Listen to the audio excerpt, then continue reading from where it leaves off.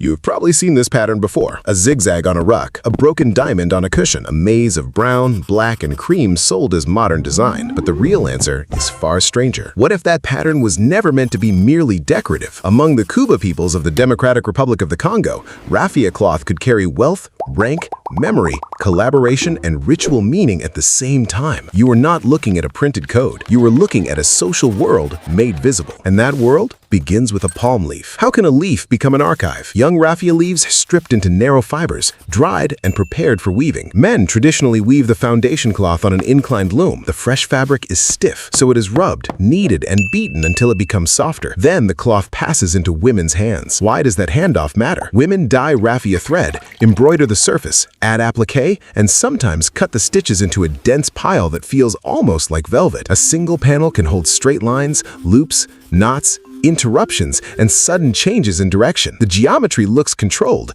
then one line suddenly refuses to behave. Why would an artist break a perfect pattern? Because perfection is not always the point. In many Kuba textiles, repetition creates order, but variation creates life. A line begins predictably, then bends away. A diamond appears, disappears, and returns in another form. What happens inside your eye when the rule changes? The design makes you expect one thing, then rewards you with another. Art historian Georges Meurant studied this visual system in his 1986 book, Shoowa Design. He showed how a limited family of geometric ideas could produce variety through rotation, reflection, overlap, and interruption. In plain language, the artists repeated a visual theme, then transformed it like musicians changing a melody. But does each shape translate into one fixed sentence? Not exactly. Museum records explain that some motifs carry evocative names, yet their interpretations can shift with the artist, wearer, and occasion. The cloth is less like a dictionary and more like a conversation. Its message depends on who made it, assembled it, displayed it, and where it appeared. So where does the meaning actually live? Researcher Patricia Darish made this social dimension central to her 1989 study, Dressing for the Next Life. Her work connected raffia cloth to ceremony, identity,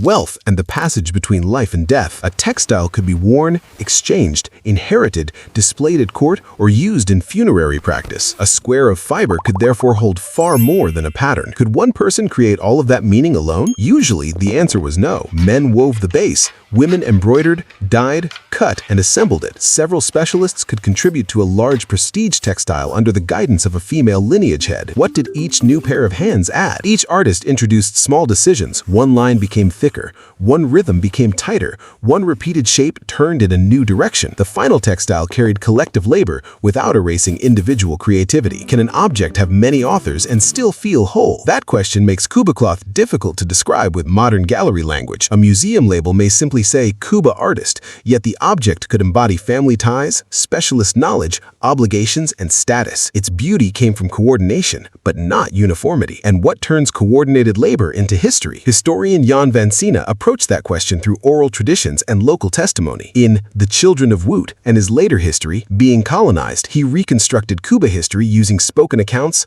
archives, customs, and material culture. His research challenged the idea that history exists only when someone records it in a European-style document. Memory can live in stories, titles, ceremonies, objects, and repeated acts. Could a textile become part of that archive? The Kuba kingdom developed a powerful court culture in the Kasai region, where title and rank shaped public life. Prestige cloths could mark status and circulate as valuable possessions. Some embroidered panels were displayed rather than worn. They could function as symbols of distinction and even as forms of currency. But was the cloth only announcing wealth? No, it also showed that wealth had passed through skilled hands. The material came from a living landscape. The knowledge came from trained makers. The finished surface preserved relationships that could not be separated from its value. Here is the counterintuitive twist. The secret language is not hidden inside one triangle or one zigzag. It lives between order and surprise, between the individual and the group, and between a material and the social life built around it. The pattern speaks because people understand how it entered the world. So why does a copied pattern feel different? A factory can reproduce the diamonds, a designer can borrow the rhythm,